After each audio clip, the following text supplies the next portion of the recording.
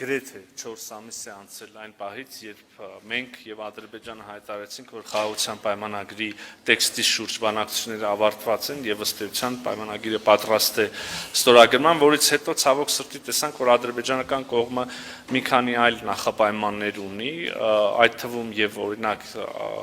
ՀՀԿ Մինսկի խմբի լուծարումը եւ կամ Հայաստանի Հանրապետությունում սահմանադրությունում փոփոխություններ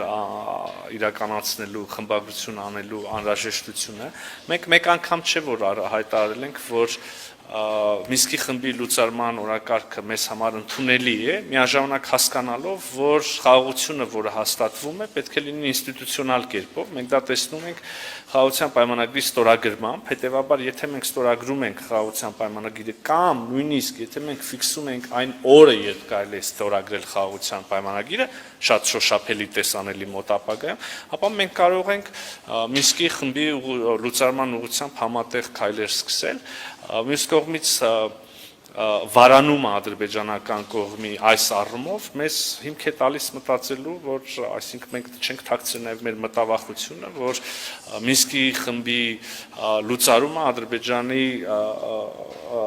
համար կարող է այլ նպատակներ հետապնդել, նպատակներ, որոնք կարող են խաթարել օրինակ մեր տարածքային ամբողջականությունը։ Հետևաբար կրկին մենք ուզում ենք համոզվել, որ վերջնական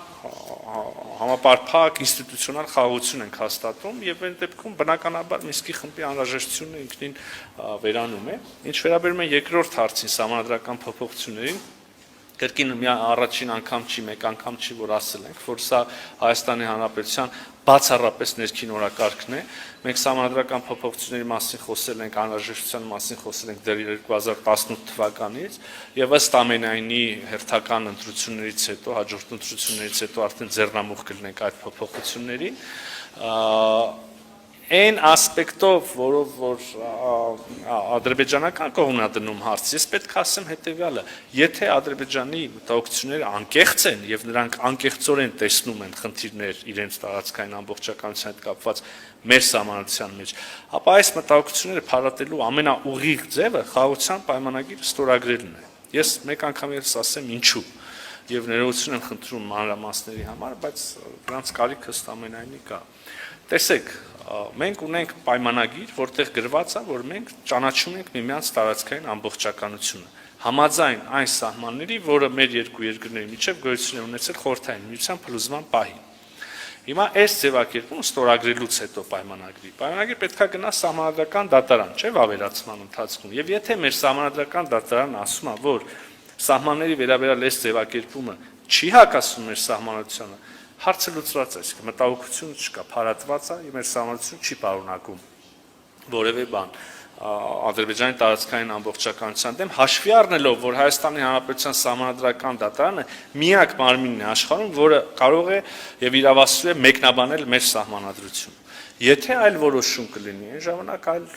գործողությունների անհրաժեշտություն կամ քննարկելու անհրաժեշտություն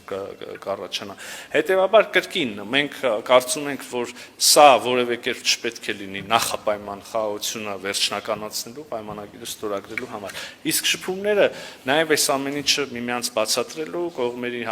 ընդհանրապես կողմերը պետք է եւ կարող են ավելի ու ավելի հասկանալի դառնալ իրար համար, ավելի ու ավելի փարատել մտահոգություն, հետեւաբար այդ շփումները պարտադիր են եւ շարունակվելու են նաեւ առաջիկայում եւ ես հույս ունեմ, որ ի վերջո այդ շփումները, այդ բանակցությունները կհանգեցնեն եւ պայմանագրի ստորագրմանը եւ մնացած մյուս հարցերի լուծմանը։